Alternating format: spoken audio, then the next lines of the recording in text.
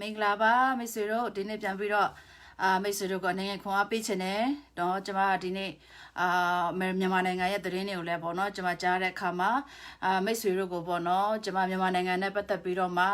ကျွန်မအရင်တော့ဖရာသခင်ကနေပြီးတော့မှဖွင့်ပြခဲ့တဲ့ယူပါယုံလေးကိုပေါ့နော်အဲ့ဒါလေးကိုလည်းပြောပြရင်းနဲ့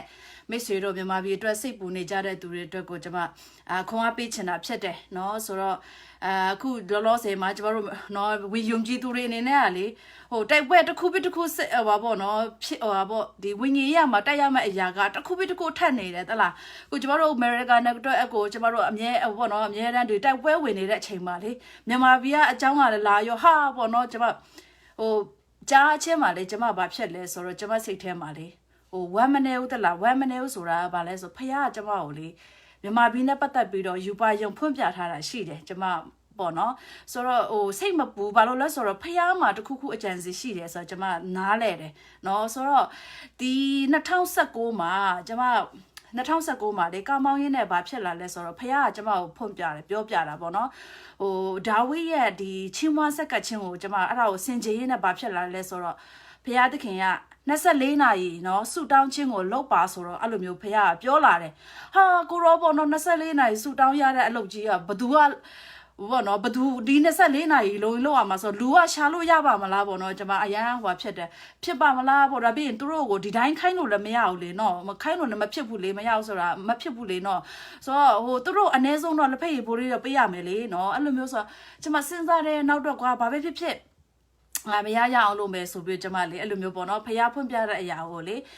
မရရအောင်လုပ်မယ်ဆိုကျွန်မလေအဲ့ဒါနဲ့ဆီယမတယောက်ကိုဆက်သွဲတယ် MMI ဆီယမရန်တန်းเนาะတည်တဲ့လူရှိမယ်ဆိုတော့သူ့ကိုကျွန်မဆက်သွဲတော့ကျွန်မသူ့ကိုပြောတယ်ဆီယမပေါ့နော်ဒီ24နာရီဆူတောင်းဖို့အတွက်ကိုဖះသခင်ကဖွင့်ပြတယ်အဲ့တော့မြန်မာနိုင်ငံအတွက်ကိုအထူးတည်တဆူတောင်းဖို့အတွက်ကိုပေါ့နော်ဖះဖွင့်ပြတဲ့အရာကိုကျွန်မလုပ်ချင်တယ်အဲ့တော့လူ12ယောက်ရှာပေးပါဆိုပြီးကျွန်မသူ့ကိုပြောတယ်အဲ့နဲ့ဟာတော့ဘလို့လုံးမလဲ तू လည်းရမ်းအော်တယ်လေဒါမျိုးကတိတ်ဟွာမဖြစ်တော့မရှိဘူးလေနော်မရှိတဲ့ခါကျဒါဘလို့လုံးမှာဆိုနှစ်ဟိုတစ်လလားနှစ်လလားမဟုတ်ဘူးအဲ့လိုနှစ်နဲ့ချီပြီးသွားမှာဆိုတော့ဟာ तू ကလေနှစ်နဲ့ချီပြီးသွားဆို तू လည်းအရမ်းအော်တယ်ပေါ့နော်ဆိုတော့ကျွန်မသူ့လူရှာခိုင်းတယ်ဆိုတော့ကျွန်မလည်းဒီဘက်ကနေဆူတောင်းမယ်လူရအောင်ပေါ့နော်ဆရာဖះပြင်ဆင်ပေးအောင်ပေါ့နော်အဲ့လိုမျိုးဆရာမဘက်ကလည်းဆူတောင်းမှာဆိုတော့အေးဆိုပြီးနှစ်ယောက်သားပေါ့နော်အဲ့လိုမျိုးနဲ့ဆူတောင်းကြတယ်ဆူတောင်းတော့ကျေးဇူးတော်ကြောက်ပေါ့နော်ပြောချင်တာက24နာရီဆိုတော့နေ့တစ်နေ့လုံးဟိုနေ့တိုင်းလေး24နာရီလုံးအဲ့လိုတောက်လျှောက်မပြတ်သွားကွန်းဆက်ဆူတောင်းလေနော်အဲ့လိုမျိုးသွားမှာဆိုတော့နော်ညတကောင်ထားမဲ့လူတွေအတွက်အဆင်ပြေပါမလားပေါ့နော်အဲ့လိုမျိုးတွေကစဉ်းစားကြတာပေါ့နော်ဆိုဒါပေမဲ့ဖះတခင်အကောင်းဆုံးပြင်ဆင်ပေးတယ်သူက12ယောက်လူ12ယောက်ကိုပြင်ဆင်ပေးတော့ကျမကသူတို့ကိုနော်ချိန်စရာဆွဲပေးတယ်ပေါ့နော်ချိန်စရာဆွဲဆိုကွာဒီတယောက်ကို2နာရီအဲ့လိုမျိုးပေါ့နော်သူတို့ကိုခွဲခန့်လိုက်တယ်ဆိုတော့12ယောက်ဆို24နာရီကွက်တီပဲနော်ဆိုတော့အဲ့လိုမျိုးနဲ့ကျမတို့စဂရဒါဆိုရင်ကျမတို့စတော့မယ်ဆိုကျမ2019ဒီဇင်ဘာလမှာစမလို့ဒါပေမဲ့ခရစ်စမတ်နဲ့ဗာနဲ့ဆိုတော့နော်သူကလည်းဘာပဲဖြစ်ဆရာမရေးတဲ့2020 January နာကနေစရအောင်ဆိုတော့အဲ့နဲ့ကျမလည်းဟုတ်ပြီဆိုပြီးတော့ကျမတို့2020 January လကနေစပြီးတော့မလုပ်ဖို့အတွက်ပြင်ဆင်တာဖြစ်တယ်ဆိုတော့အဲ့ဒီချိန်မှာကျမတို့ညလုံးပေါက်ဆူတောင်းတယ်ကျမတို့အသိတော်မှာလေညလုံးပေါက်ဆူတောင်းတော့ဒီဟိုပေါ့နော်31ရက်နေ့2019 31ရက်နေ့မှာကျမဆူတောင်းတဲ့အချိန်မှာပေါ့နော်တကယ်တော့မြန်မာပြည်အတွက်ကဆူတောင်းပြီးသွားပြီနော်မြန်မာပြည်အတွက်လည်းဆူတောင်းပြီးနိုင်ငံတွေအတွက်အကုန်လုံးဆူတောင်းပြီးသွားပြီမနေ့ပိုင်းလေမနေ့မိုးလင်းပိုင်းပေါ့နော်ဒီ9နာရီလောက်ကြော်မှာကျမတို့ဆူတောင်းတဲ့အချိန်မှာလေမြန်မာပြည်အတွက်လည်းပြီးသွားပြီเนาะအဲ့ဒါလေးဆူတောင်းပြီးတဲ့အချိန်မှာကျမကိုလေယူပါယုံဖရမြင်ခိုင်းတယ်အဲ့ဒါဘာလဲဆိုတော့လေ तू ကဒီမြန်မာပြည်မြေပုံမှာဒီမြန်မာပြည်မြေပုံကိုမြင်ခိုင်းတယ်မြန်မာပြည်မြေပုံကိုမြင်ခိုင်းပြီးတော့မြန်မာပြည်မြေပုံကလေသူကဘာနဲ့ဘယ်လိုမျိုးပေါ်လာလဲဆိုတော့ဒီကျမရဲ့ vision ထဲမှာပေါ့နော်ဟိုကျမတို့ဒီဟိုစားလေးနေထွက်လာတဲ့အချိန်မှာနော်နေစထွက်လာတဲ့အချိန်မှာလေနေကအဲ့လိုထွက်လာတဲ့အချိန်မှာဖျားအလင်းနေဖျားသွားတယ်လို့မျိုးလေသိမလားမြန်မာပြည်မြေပုံတစ်ခုလုံးကလေနေကအဲ့လိုမျိုးထွန်းလာပြီးတော့မြန်မာပြည်မြေပုံတစ်ခုလုံးကလေလင်းသွားတာတဖြည်းဖြည်းနဲ့အကုန်လုံးတောက်လျှောက်လင်းသွားမြန်မာပြည်မြေပုံတစ်ခုလုံးကလင်းသွားတယ်ဟာကျမလေအဲ့မှာဘာဖြစ်လဲဆိုတော့လေအိုးဖျားကလေမြန်မာပြည်ကိုလေသူကတကယ်ကိုဟိုဝင်းကြီးရမှာလင်းဖို့အတွက်နော်အလင်းပေးဖို့အတွက်အလိုတော်ရှိတယ်ဆိုတာပို့ပြီးတော့ကျမအမှလေဟိုပေါ့ confirmation ရသွားတာပေါ့နော်ဆိုတော့ကျမအရန်ဝမ်းတာတယ်အဲ့ဒါကိုမြင်ပြီးတဲ့ချိန်မှာကျမအတင်းတော်မှာလဲကျမတက်ခန့်နဲ့မြန်မာပြည်တပီလုံးအကုန်လုံးမြေပုံတစ်ခုလုံးလင်းတာကိုဖះကဖွင့်ပြတယ်ဖះကမြင်ခိုင်းတယ်ဆိုပြီးတော့အတင်းတော်မှာလဲကျမတက်ခန့်တာဖြစ်တယ် ဆိုတော့လေအဲ့ဒီဟာကိုမြင်တဲ့အခါတော့ဆရာမဟိုကျမအဲ့ဒီကျမခိုင်းတဲ့တရားဆရာမတယောက်ကိုကျမပြောဖယားသခင်ကတော့လှုပ်စေခြင်းပြီပေါ့နော်အလိုတော့ရှိတယ်ကျမတို့ဒီလိုမျိုးယူပါယုံဖွင့်ပြတယ်မင်းညလုံးပေါက်ဆူတောင်းတဲ့ချိန်မှာမြန်မာပြည်အတွက်ဆိုပြီးတော့ကျမသူ့ပြောတော့လေသူလည်းအရန်အားတက်တာပေါ့နော်အားတက်တဲ့ခါကျတော့သူတို့အခု12ယောက်နဲ့ကျမတို့အခု run နေတာနော်အခု2020တောက်လျှောက်တစ်နှစ်လုံးအခု24နာရီဆူတောင်းခြင်းတောက်လျှောက်ဖြစ်နေတာပေါ့နော်လုံနေတယ်နောက်အခုဒီနှစ်လက်ဆက်လုံနေတယ်ပေါ့နော်ဆိုတော့ကျမမြန်မာပြည်ရဲ့လူတွေပါပြောချင်လဲဆိုတော့လေနော်ဒီဖယားသခင်ကလေမြန်မာပြည်အတွက်အကြီးကြီးအကြံစီရှိတယ်ဆိုတဲ့အရာကိုပေါ့နော်မိတ်ဆွေတို့ကိုသိစေချင်တယ်ဒါကြောင့်မို့လေဒီစစ်တပ်ကအာဏာသိမ်းလိုက်တဲ့ချိန်မှာလူအနေနဲ့ကတော့သိရမလားအရန်ခံပြင်းစရာဖြစ်တယ်အရန်ဝမ်းနေစရာဖြစ်တယ်ဒါပေမဲ့မိတ်ဆွေတို့ကျမပေါ့နော်ဘာလဲဒီဖယားဘက်ကနေကျမတို့ဒီဖယားဝိညာဉ်တော်အလုံးလုံးမဲ့ရအောင်ကျမမြင်လေဒီအရာကလေဟိုပါပေါ့နော်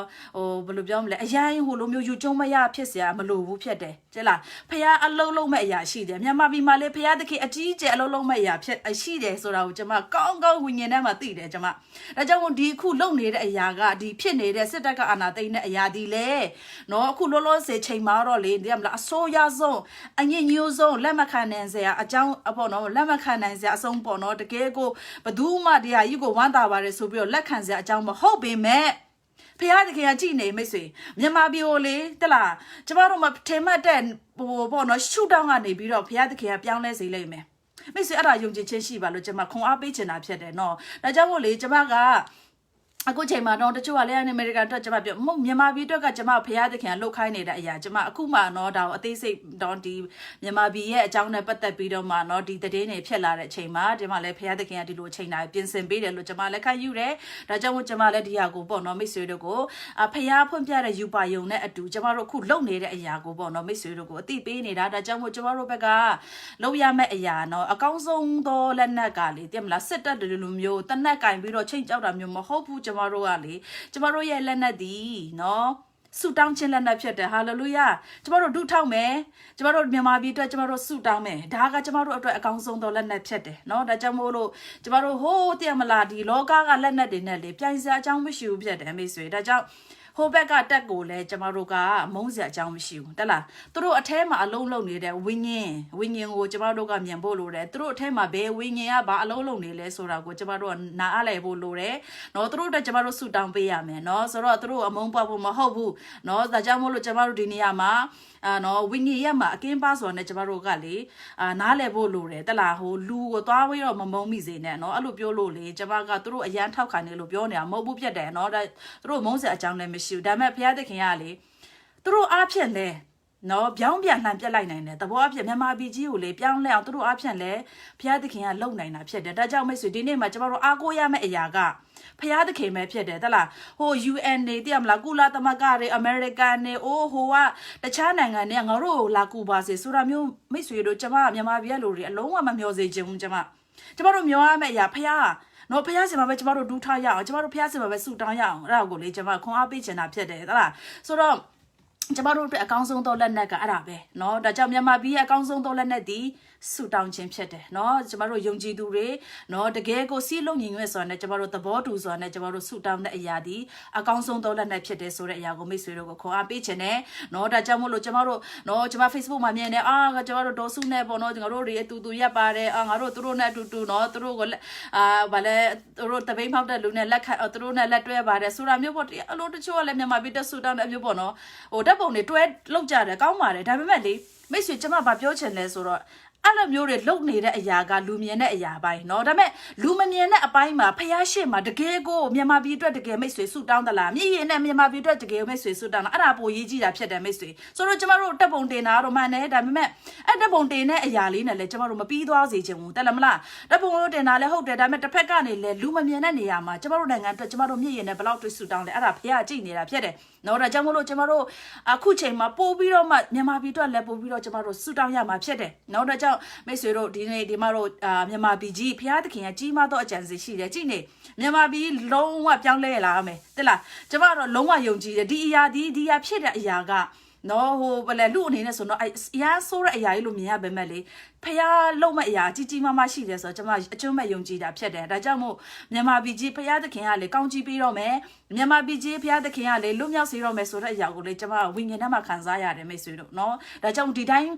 ပေါ့နော်ဒီတိုင်းပြီးသွားမှာမဟုတ်ဘူးဒီတိုင်းအခြေအနေဆိုးသွားမှာမဟုတ်ဘူးအဲ့ဒါလေးကိုပေါ့နော်မိတ်ဆွေတို့ဝမ်းနေနေတဲ့သူတွေမြန်မာပြည်အတွက်ကြေကွဲနေတဲ့သူတွေအတွက်ကျွန်မဒါလေးကိုခွန်အားပေးချင်တာဖြစ်တယ်เนาะဒါကြောင့်ကျွန်မစီမှာဖခင်သခင်ဖွင့်ပြတဲ့ယူပါရောအချင်းနဲ့မဟုတ်ဘူးဆိုတော့ကျွန်မအကျွမ်းမဲ့ယုံကြည်တယ်မြန်မာပြည်တပီလုံးလေထွန်းလင်းနေတဲ့အရာကိုဖခင်သခင်မြင်စေသောအရာကလေတကယ်မြန်မာလူမျိုးတွေဖခင်သခင်ကလွတ်မြောက်စေချင်တယ်မြန်မာလူမျိုးတွေအလင်းကိုရစေချင်တယ်အလင်းကိုရပြီးတော့เนาะတကယ်ကိုဖခင်မြတ်တာကိုသိတဲ့နိုင်ငံဖြစ်ဖို့အတွက်ဖခင်သခင်အလိုတော်ရှိတယ်ဆိုတာတကယ်ကျွန်မ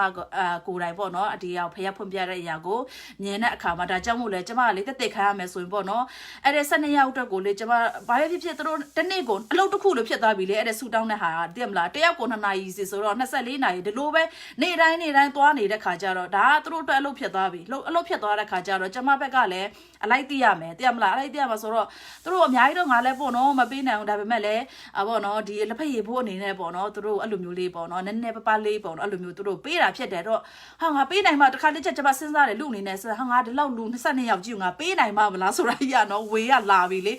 အဲ့လိုလာတဲ့ချိန်မှာဒါမဲ့လေဖះအလုံးလုံးအရာအောင်စရာကောင်းတယ်ဖះသခင်အလိုတော်ရှိတော့အရာဖြစ်တယ်ဆိုတဲ့အရာပေါ့နော်ဒီရာဖြစ်နေတက်တေခံချင်တာပါလဲဆိုတော့ကျွန်မသူတို့ပေးတော့မယ်လို့ပြောအဲ့လိုမျိုးပေါ့နော်လာခထုတ်ပေးတော့မယ်အချိန်တိုင်းမှာလေဖះသခင်ကလေလူတယောက်ယောက်အားဖြင့်လေအမြဲတမ်းသူကဟိုအလုံးလုံးတယ်တလားတကယ်လို့ကျွန်မနည်းနည်းအဆင်မပြေဘူးဆိုရင်လေတယောက်ကကျွန်မကိုမျိုးစစ်လာကျဲတယ်ဟိုတယောက်ကလာကျဲတယ်အဲ့လိုမျိုးပေါ့နော်သူတို့တွေကလာကျဲတယ်မျိုးစစ်လာကျဲတဲ့ဟာလေးတွေနဲ့လေအဲ့လိုမျိုးတွေစုပြီးတော့နော်သူတို့တက်ကလေလာတိုင်းကလေသိရမလားအဲ့လိုမျိုးပုံမှန် run နေတယ်တလားဆိုတော့လေကျမဘာသဘောပေါက်လဲဆိုဖခင်သခင်သူအလိုတော်ရှိတော့အရာဒီ24နာရီဆူတောင်းခြင်းဒီဖခင်သခင်အလိုတော်ရှိတော့အရာဖြစ်တဲ့ခါကျတော့သူကိုယ်တိုင်မဲ့တာဝန်ပြန်ယူတာဖြစ်တယ်ဟာလေလုယာဆိုတော့လေကျမဒီအရာအတွက်လေပတ်စံပေးဖို့အတွက်ဒီပို့သူတို့တွေလာခပေးဖို့အတွက်ကိုလေကျမဟိုဘယ်လိုပြောမလဲစိတ်မလျှော့ရဘူးကွာတလားဖခင်ကလေသူ့အချိန်နဲ့သူကလှလှပလေးနဲ့သူတာဝန်အမြဲတမ်းယူပေးသွားတာဖြစ်တယ်ဒါကြောင့်မို့မိတ်ဆွေတို့ပေါ့နော်ဒီဟိုလေဖခင်သခင်အလိုတော်ရှိတော့အရာဒီဆူတောင်းခြင်းမြန်မာပြည်အတွက်ကလေကျမတို့ပို့ပြီးတော့ဆူတောင်းရမှာဖြစ်တယ်တကယ်ဒီ24နာရီဆူတောင်းတဲ့အရာလဲလေခုသူတို့လည်းတဲရဆူတောင်းတယ်တလားတကယ်တော့လေခုသူတို့ဒီရွေးကောက်ပွဲလုပ်တဲ့ချိန်မှာ NLD အတွက်ကိုသူတို့ဟာအကြီးကျယ်ဆူတောင်းတာတော့သူတို့တွေလေဆိုတော့ကျမလည်းဟိုပေါ့နော်အေးပေါ့ဝိညာဉ်တော်ဖွင့်ပြတဲ့မြန်မာပြည်အတွက်အကောင့်ပေါ့နော်သူတို့တခြားအတွက်ဟာတွေလည်းပေါ့နော်ဒီကနေကျမဒီဆူတောင်းရမယ့်အချက်လေးသူတို့ကျမပြောပြတယ်သူတို့ဘက်ကလည်းသူတို့ဆူတောင်းတဲ့ဟာလေးတွေပေါ့နော်ဆူတောင်းခြင်းတဲ့ဟာလေးနဲ့ပေါင်းပြီးတော့ကျမတို့ကအဲ့လိုမျိုးနဲ့နော်ဒီဆူတောင်းတဲ့ဟာရာလေးကိုအဲ့လိုမျိုး24နာရီဆူတောင်းတာပုံမှန်တလို့ run နေတာခါကြတော့နော်ဒါပေမဲ့ဒီရွေးကောက်ပွဲနဲ့နီးလာတဲ့အချိန်ကြတော့သူတို့ပို့ပြီးတော့ဒီ NLD အတွက်ကိုပို့ပြီးတော့သူတို့ကဆူတောင်းတာပေါ့နော်ဆိုတော့ကျွန်မလည်းအပေးတယ်ဘာလို့လဲဆိုတော့ဟုတ်တယ်လေမြန်မာပြည်အတွက်တကယ်ကိုဟလာတိုးတက်ဖို့လမ်းကိုဟိုပါပေါ့နော်တကယ်ကိုဥဆောင်နိုင်မဲ့လူတွေကျွန်မအပေးရမယ်လေမှန်တယ်လေဆိုတော့တောင်းဆိုသူတို့လည်းကြည့်ကြပေါ့နော်ဒေါအောင်ဆန်းစုကြည်ရဖို့အတွက်သူတို့ဖက်ကိုနိုင်ဖို့အတွက်ကိုကျွန်မတို့အကြည့်ကြဆူတောင်းနေဆရာမအေးတောင်းတမလည်းပေါ့နော်အဲ့လိုအပေးတယ်သူတို့လေဆိုတော့သူတို့လည်းအဲ့လိုမျိုးပေါ့နော် NLD နိုင်သွားဆိုသူတို့အရန်ဝမ်းတာတယ်သူတို့ဆူတောင်းတဲ့ပေါ့နော်ဆူတောင်းတောင်လည်းဖျားသခင်နားရောက်နေဆိုပြီးသူတို့လည်းအရန်ဝမ်းတာတဲ့ချိန်မှာအဲ့လိုမျိုးခုထဖြစ်လိုက်တဲ့ချိန်မှာလည်းသူတို့လည်းတခါကြံလေနော်အိုးဘာဖြစ်တာလဲဖျားကဘလို့လုပ်တာလဲဆိုတာမျိုးပေါ့နော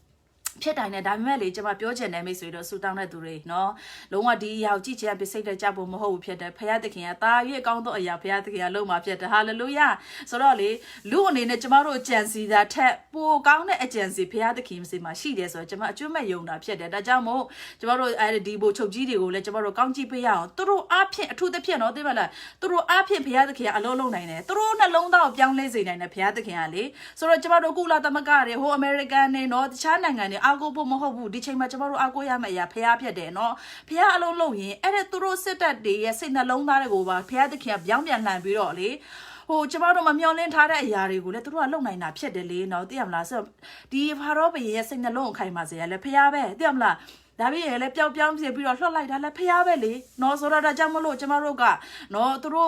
ူတို့ရဲ့စိတ်ကိုအကုန်လုံးခန္ဓာစိတ်ဝိညာဉ်ကိုထိုးလို့တဲ့ဖះစီပဲကျမတို့တောင်းရမှာဖြစ်တယ်နော်ဒါကြောင့်တခြားနိုင်ငံငါတို့ဘယ်လိုကူညီနေမလဲဘသူကငါတို့ကိုလာပြီးတော့မကဲမလဲဆိုတာမျိုးကိုမကြည့်ပါနဲ့နော်မိမြန်မာနယ်ပြည်ကလူတွေမြန်မာပြည်ယုံကြည်သူတွေနော်ကျမတို့ဖះကိုပဲမျှော်ရအောင်နော်ဖះစီကဘာအကူညီလာမလဲဆိုဖះကိုပဲကျမတို့တောင်းရအောင်နော်ဒါလေးကိုမြန်မာပြည်နဲ့ပတ်သက်ပြီးတော့မှ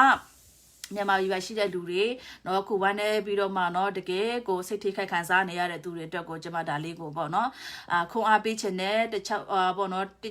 တချို့တဝက်အတွက်ကိုဒီဟာလေးကเนาะဟိုဘယ်လိုပြောမလဲတိဆောက်စာဖြစ်ကောင်းဖြစ်မယ်เนาะဒါပြည့်ခွန်အားရစာဖြစ်ကောင်းဖြစ်မယ်เนาะဒါပြည့်ဘယ်လိုပြောမလဲတချို့အတွက်ကပို့ပြီးတော့မှအိုးဒီလိုငါတို့အတွက်ဒီမြန်မာပြည်အတွက်24နာရီဆူတောင်းတဲ့လူတွေရှိပါလားဆိုတော့လေတချို့မသိသေးတဲ့လူတွေလည်းပေါ့เนาะသိတော့တဲ့ခါမှာအိုးနော်တည်မလားကိုဆူတောင်းချင်းကလေတကယ်အခြေအနေအလုံးကိုပြောင်းသွားစေတာလေတည်မလားတော့ကျမတို့ဘက်ကဆူတောင်းမရက်တရွေ့တည်မလားဆူတောင်းချင်းရှိနေသေးကျမတို့ကြောက်စရာမလိုဘူးဖြစ်တယ်မိတ်ဆွေဒါကြောင့်ဒီဖြစ်ပျက်ဒီနော်ရတက်ပံဖြစ်သွားမှာမဟုတ်ဘူးဒါကြောင့်ဒီအချိန်တွေကဘယ်လောက်ကြာမလဲနော်တစ်နှစ်ကြာမလားတစ်နှစ်တောင်ကြာပါမလားပြဘုရားသခင်အပြောင်းလဲလောက်လာလဲပါလိမ့်မယ်နော်ဒါကြောင့်မို့လို့မြန်မာပြည်တဲ့အကောင်းဆုံးမျှော်လင့်ပါဆက်ပြီးတော့ကျေးဇူးတော်ချီးမွမ်းပါမြန်မာပြည်ကိုဆက်လက်ပြီးတော့ကောင်းချီးပေးပါနော်အထူးသဖြင့်မြန်မာပြည်ကြီးချင်းချင်းအမင်္ဂလာကနေလဲလွတ်မြောက်ဖို့အတွက်ကိုဆက်လက်ပြီးတော့ကျမတို့အတူတကွအဆူတောင်းဖို့လိုအပ်တယ်ဆိုတဲ့အရာကိုပေါ့နော်မိတ်ဆွေတို့ဒါလေးကိုခွာပေးချင်တာဖြစ်တယ်ဒါကြောင့်ကျမတို့အခုချိန်ဆူတောင်းနေတယ်ကျမတို့မြန်မာဒီအမေရိကန်နိုင်ငံအတွက်လက်ဆူတောင်းနေအခုကျမ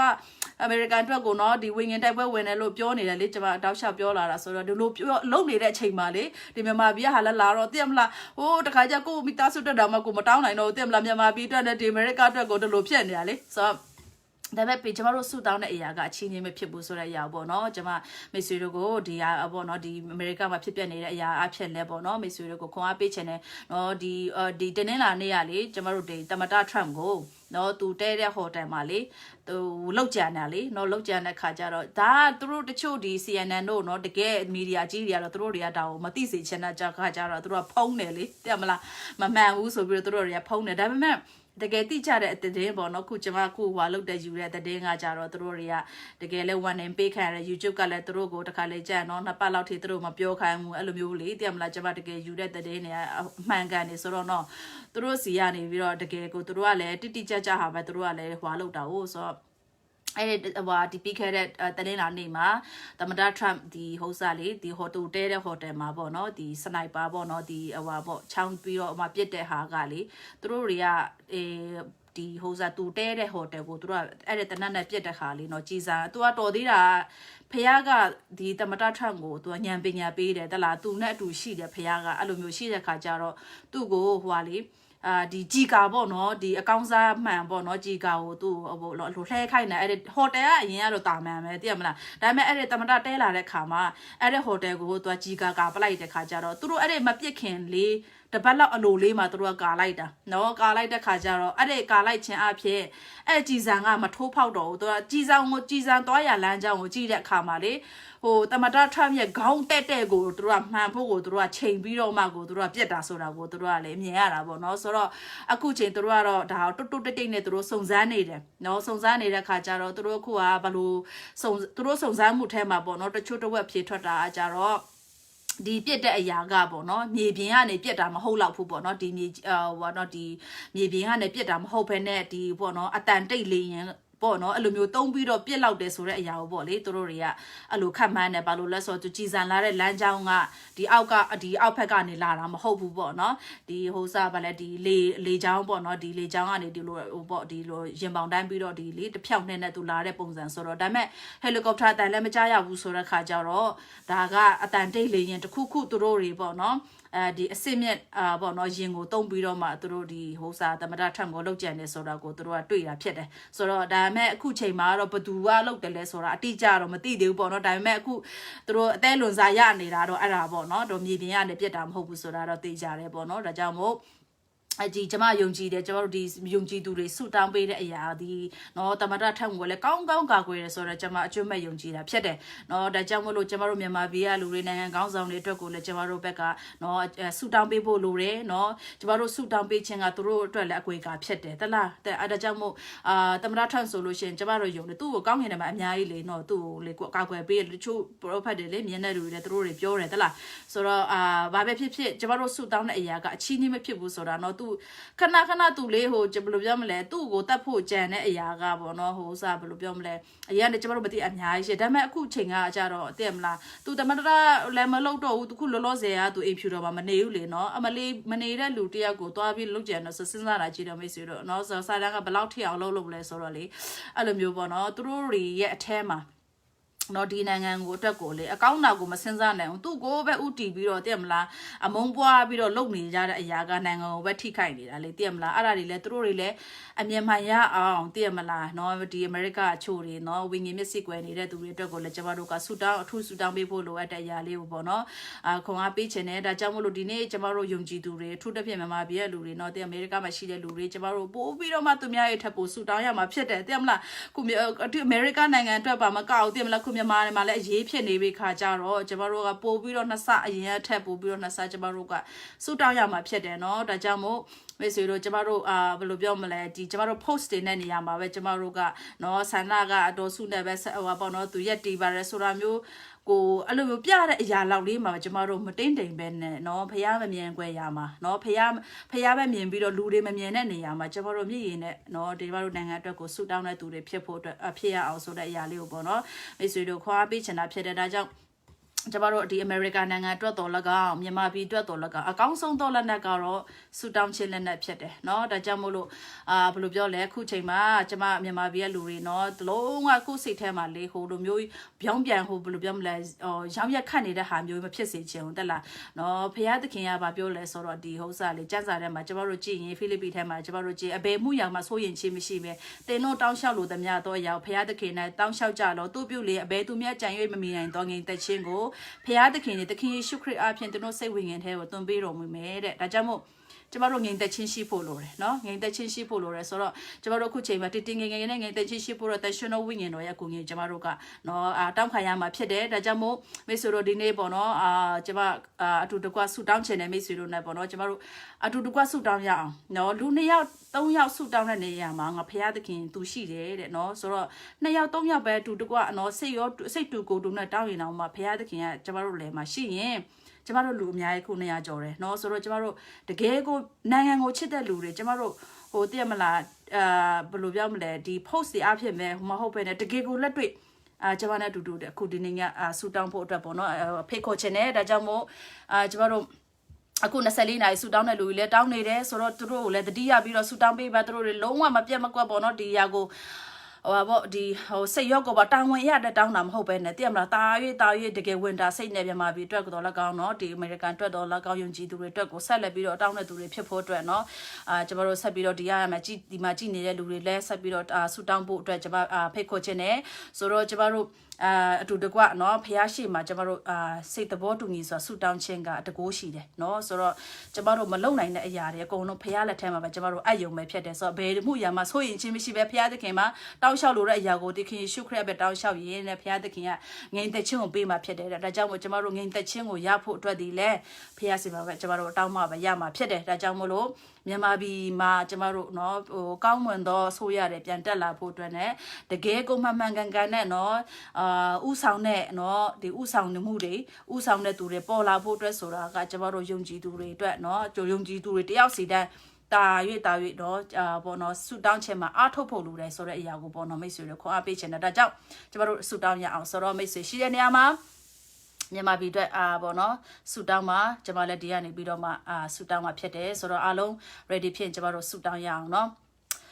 ်ဟာလေလုယာကောင်းမြတ်တဲ့ဖခင်ကိုရရှင်နာမတော်ကိုယုတ်သေးလေးမြချင်းရှိပါဟိုရှာနာဟာလေလုယာကျေးဇူးတော်ချီးမွမ်းတဲ့ဖခင်ကိုရိုဒီနေ့မှလည်းဖခင်ရှင်ကိုရရှင်တာသမီတော်မလုံဆောင်နိုင်တော့အရာကိုရရှင်ကိုမြမပြည်အတွက်ကိုရောတာသမီမလုံဆောင်နိုင်တော့အရာတွေဖခင်ကိုရရှင်လက်တော်မှာအနံပါ၏ကိုရောဖခင်ရှင်ကိုရရှင်အနာငါအတွက်ကိုရရှင်အကောင်းဆုံးသောအကြံစီရှိတဲ့အရာကိုတာသမီတော်နားလဲရတဲ့ကိုရရှင်နာမတော်ချီးမွမ်းပါ၏ကိုရောမြမပြည်ကိုရရှင်ကောင်းချီးပေးတော်မှာဖြစ်တဲ့နာမတော်ချီးမွမ်းပါ၏မြမပြည်ကိုရရှင်ပြောင်းလဲစေတော်မှာဖြစ်တဲ့နာမတော်ချီးမွမ်းနဲ့ဖခင်အိုမြန်မာပြည်ကြီးတဲ့ကိုရိုရှင်လင်းကိုရရှိလေကိုရိုရှင်ချီးမွမ်းသောနိုင်ငံဖြစ်တော်မှာဖြစ်တဲ့နာမတော်ချီးမွမ်းနဲ့ဖခင်ဟာလေလုယာကောင်းမြတ်တဲ့ဖခင်ရှင်ကိုရိ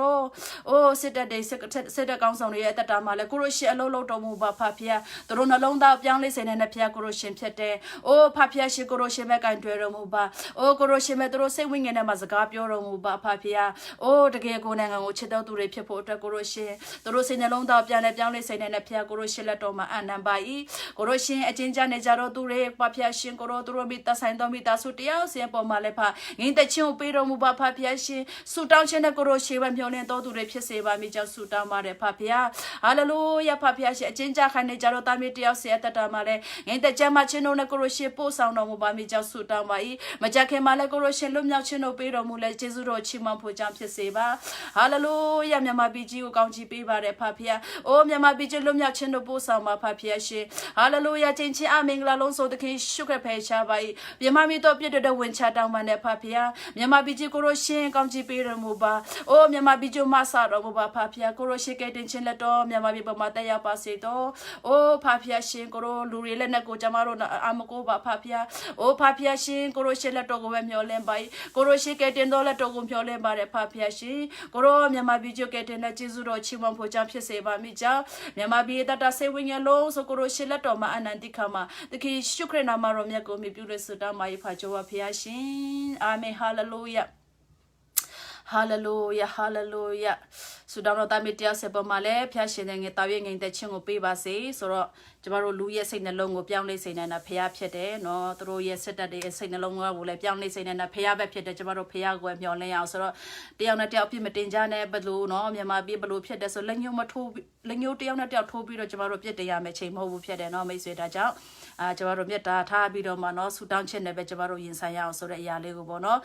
မိတ်ဆွေတို့ခွာပေးချင်တယ်ဒါကြောင့်မိတ်ဆွေခုကျမမြန်မာပြည်မှာဘုရားသခင်ဖွင့်ပြတဲ့ယူပါယုံနဲ့လည်းတခြားလူတွေလည်းမိတ်ဆွေတို့ share ပေးပါဆိုတော့မြန်မာပြည်အတွက်ဘုရားသခင်ကြီးမားသောအကြံစီရှိတဲ့အရာလူတိုင်းမြင်ပြီးတော့ပို့ပြီးတော့မှနော်ဘုရားရဲ့အကြံစီပြည့်စုံလာဖို့အတွက်အလိုတော်ဒီကောင်းမှပြည့်စုံတဲ့ကဲတော့မြန်မာပြည်မှာလည်းပြည့်စုံဖို့အတွက်နော်စာသားရဲ့ဆူတောင်းတဲ့သူတွေဖြစ်ဖို့အတွက်တို့လည်းခွန်အားဖြစ်အောင်ပေါ့နော်မိတ်ဆွေတို့တစ်ချက်လက်ဆင့်ကမ်းပေးပါလို့နော်ဆိုတော့အလုံးတယောက်ရှင်းပုံမှာတရှင်တော်ဝိညာဉ်တော်ဒီမှာစပါစေလို့နော်နောက်မှပြန်တွေ့ရအောင်လို့အလုံးကျေးဇူးတင်နေနော်